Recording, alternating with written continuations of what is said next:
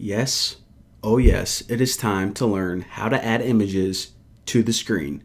Gonna be awesome. Alright, so of course the first thing we need are a couple images. I'm just gonna be using my logo, which is a ping, and my face. They're both about like 200 by 200, I think.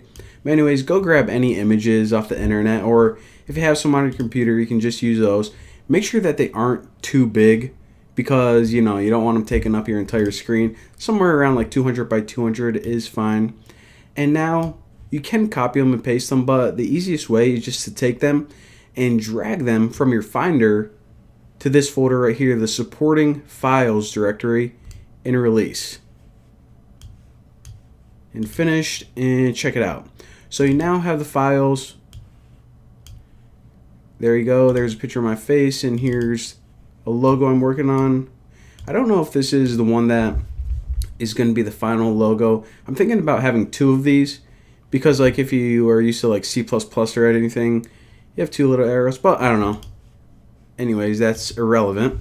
So let's go ahead and learn how to take these and print them out on our iPhone screen. So go back to your example, and I deleted everything except this context, because like I said, you always need that context. And again, we're going to be writing all of this in the draw rect. Nothing new there. So the first thing we need is just pretty much a reference to these files right here. A reference to this and a reference to that. And let's go ahead and do that right now. So the first one on my face, I'll just call Bucky's face. Anytime you want a reference to an image, you can just call UI image, and the parameters for this is named and what is your image named. Well, my face is, what is it, bucky.jpg, so bucky.jpg, and I might as well create one for that logo as well. So I'll just write like logo image, and that is logo.ping.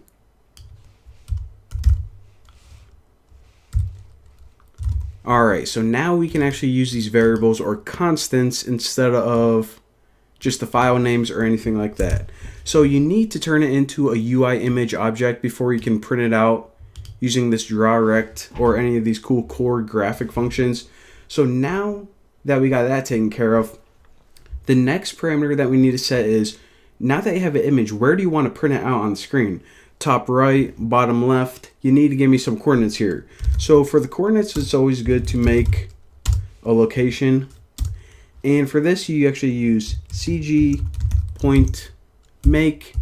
And of course, these coordinates, just like your rectangle, is where do you want to position the top left of your image. So I'll just put this at like 25, 25. So it'll appear in the top left corner. And now, once we got all that taken care of, we need to actually draw this image.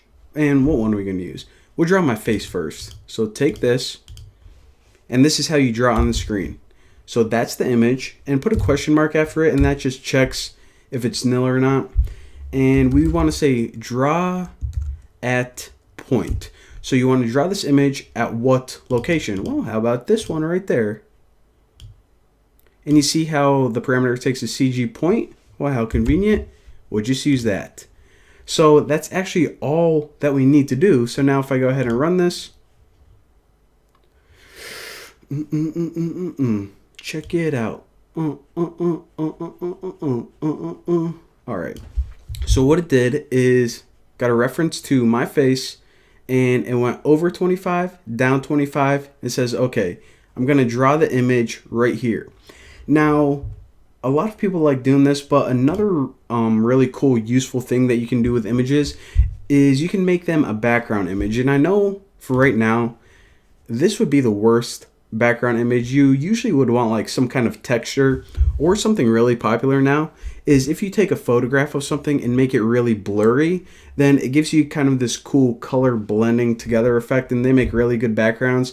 But just for this example, I'll use this, which whenever we stretch it out as a background, it's going to look really dumb, but it'll demonstrate what I'm trying to achieve. So let me just comment this out. And I'll just add a comment like draw normal. So anytime you want to just draw a normal image or add a normal image to the screen, there you go. And I'll make another one called fill the screen. So this, of course, I'm going to show you guys how to take an image and fill the entire screen. In other words, add a background. So I'm just going to say let entire screen equal this. So the first thing we need to do is we're going to get a reference to the screen. So why do we want to do this? Why don't we just want to figure out, you know, look up how big iPhone 5 is and then stretch your image to that size? Well, because whenever you're making a background image, you don't know the size of the device. Are they using an iPhone 6, an iPad mini? What the heck? So it's always good to pretty much get a reference. In other words, get the dimensions of the screen dynamically. So if you go UI screen and you call main screen, this is your screen, and the property called bounds, let me see if that pops up. Bounds, the bounding rectangle of the screen measured in points. In other words, what this is are the dimensions or the size of their screen. So now we have that size in the variable entire screen, and we can say, okay, now draw an image. How big do you want it to be? Well, how about that size, entire screen? So let's actually do this with logo image. I probably should have got, you know, some cool looking background online, but whatever.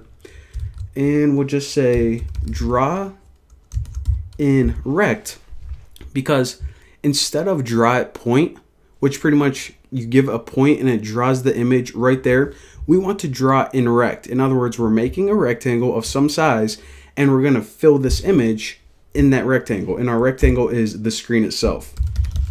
So entire screen. So that is the difference between those two. And now check it out.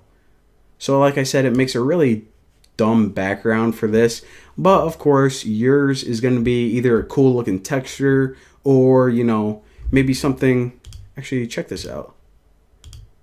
Like even a background like this, that would be cool. But anyways, now you know the basics of it. I will leave the artwork and creativity up to you guys. So yeah, I'll see you guys in the next video.